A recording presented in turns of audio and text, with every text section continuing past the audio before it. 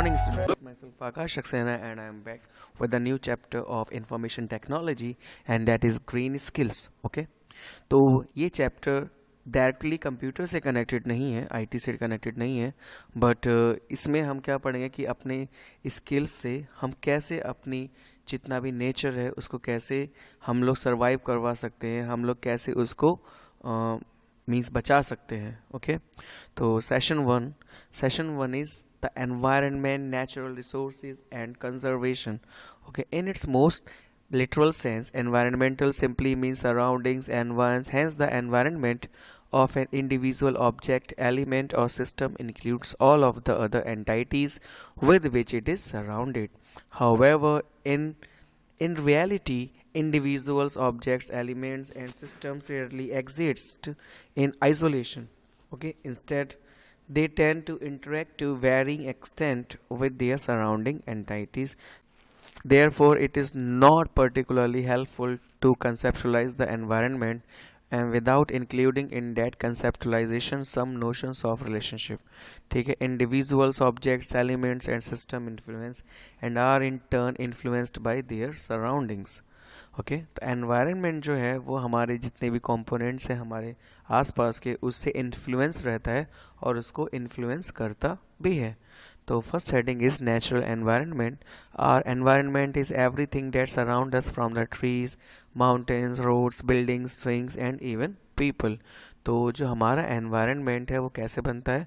हमारे आसपास के पेड़ों से, पहाड़ों से, सड़कों से, बिल्डिंगों से, थिंग्स एंड इवन पीपल और लोगों से भी. Okay, it is a combination of both natural and human made elements. ये जो कॉम्बिनेशन है वो नेचुरल और ह्यूमन मेड एलिमेंट दोनों का ये कॉम्बिनेशन है and that is natural environment. These elements are divided into two types, biotic and abiotic. तो ये एलिमेंट जो है दो टाइप्स में डिवाइड होता है, बायोटिक में और अबायोटिक में. Okay, biotic elements are all the living organism. Biotic elements कौन से होते हैं? जितने भी लिविंग ऑर्गेनिज्म होते हैं. और आपके अबायोटिक एलिमेंट्स जो होते हैं वो होते हैं non living elements. Okay, land, air, water, plants, animals all comprise the natural environment. Let us learn about the different domains of the natural environment. These are the lithosphere, hydrosphere, atmosphere and biosphere. तो हमारा natural environment है जो वो भी कई layers में बटा हुआ होता है and that's are lithosphere, hydrosphere, atmosphere and biosphere. Okay, तो the lithosphere is the solid crust of the hard top layer of the earth. The hydrosphere is the domain of water. Water के जो इतना भी area है उसको कहा जाता है hydrosphere.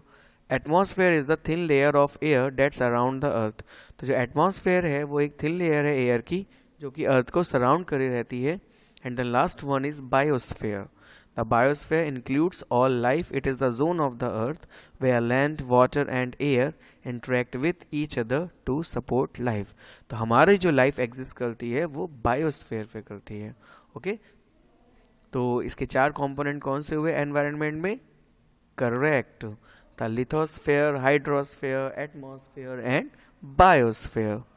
Okay, ecosystem. Next heading is ecosystem. Next is ecosystem.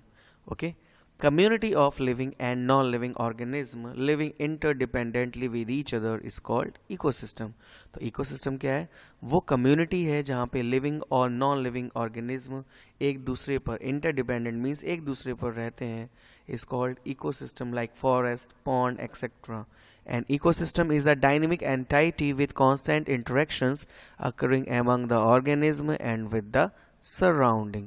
तो इकोसिस्टम क्या है? एक डायनेमिक एंटाइटी है विद कांस्टेंट इंटरेक्शंस. किसके बीच में? अमंग द ऑर्गेनिज्म और उसके आसपास की चीज़ों के से.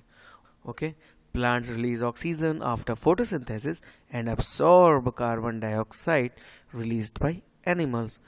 Okay, animals die and degenerated into fertile organic matter useful for plants. ये हमने सब साइंस में पढ़ा है.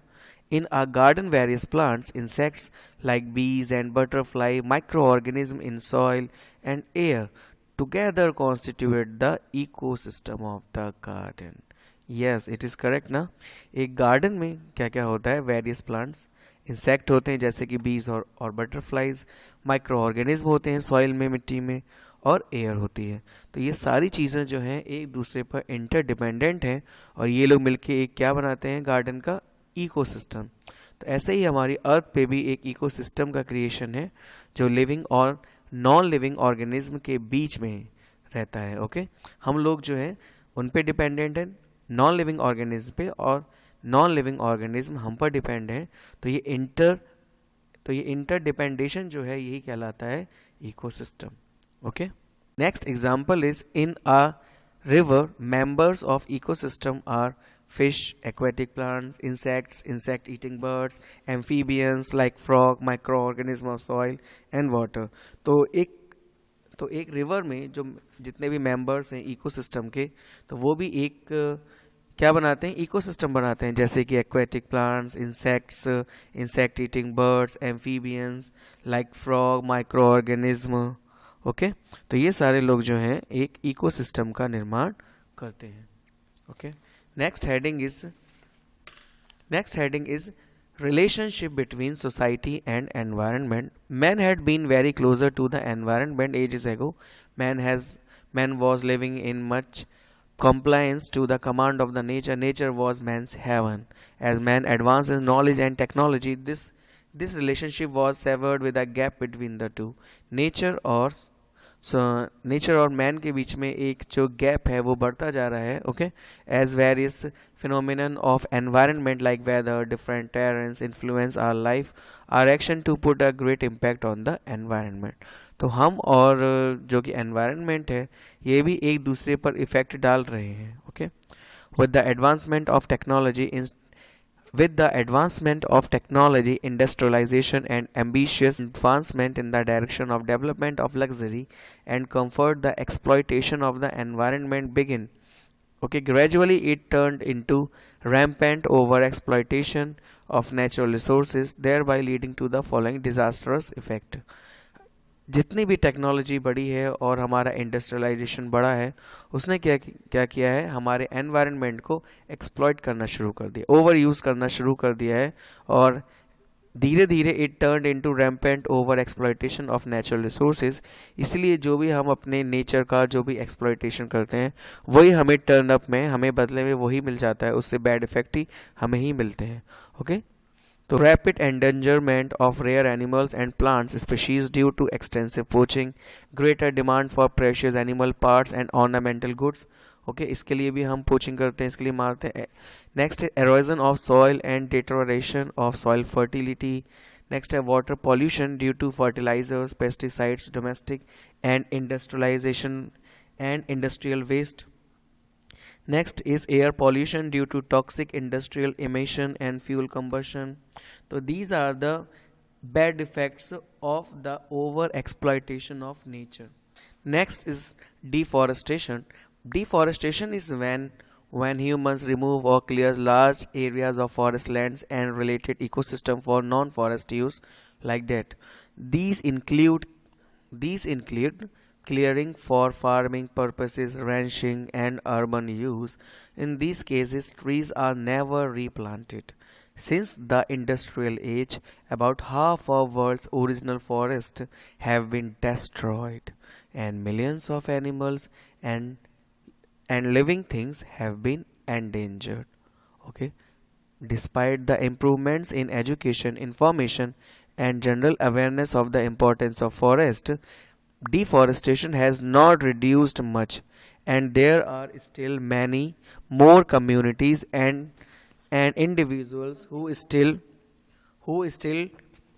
destroy forest lands for personal gains. Okay, despite the improvement in education, ठीक, एजुकेशन में और इंफॉर्मेशन में general awareness of the importance of forest, deforestation has not reduced much, लेकिन कम नहीं हुआ ये।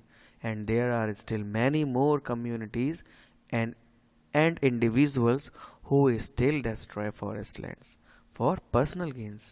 Okay, trees are cut down for many reasons, including to be used, sold, or exported as timber, wood, or fuel. This is called logging. to be used for farming purposes, grazing fields, for livestock or large scale farming activities. Third है to make room for human settlement and urbanisation, जैसे घर सड़कों पे बनाना, ये सब जहाँ use होता है. To make room for mining, mining के लिए भी बनाना. तो माइनिंग, ये सब जो जितने भी यूज़ हैं उसका बैड इफेक्ट पड़ रहा है फॉरेस्ट पर, because of forest has been cut down in the large scale. Okay, तो लार्ज स्केल में जो है जंगलों को काटा जा रहा है. जैसे जैसे इंडस्ट्रियलाइजेशन बढ़ रहा है वैसे वैसे डिफॉरेस्टेशन भी बढ़ रहा है. ओके, और ये अच्छा नहीं है हमारे लिए. ओके,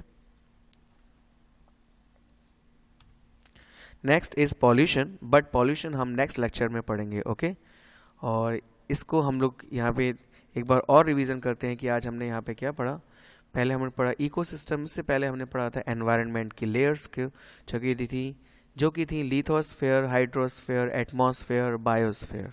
फिर हमने इकोसिस्टम पढ़ा कि जो कि community of living and non living organism living interdependently with each other is called ecosystem, like forest, pond etcetera, है ना. नेक्स्ट हमने पढ़ा यहाँ पे relationship between society and environment. Society और एनवायरनमेंट के बीच में जो एक अच्छी रिलेशनशिप थी, वो क्या हुआ, वो एक टाइम बढ़ने के साथ साथ जैसे कि टेक्नोलॉजी में एडवांसमेंट हुआ वो कम होती गई. जो लोग हैं, हम लोग जो हैं वो नेचर से दूर होते जा रहे हैं. ओके, और इसके बाद हमने डिफॉरेस्टेशन के बारे में पढ़ा. Deforestation is the large scale cutting down of the forest.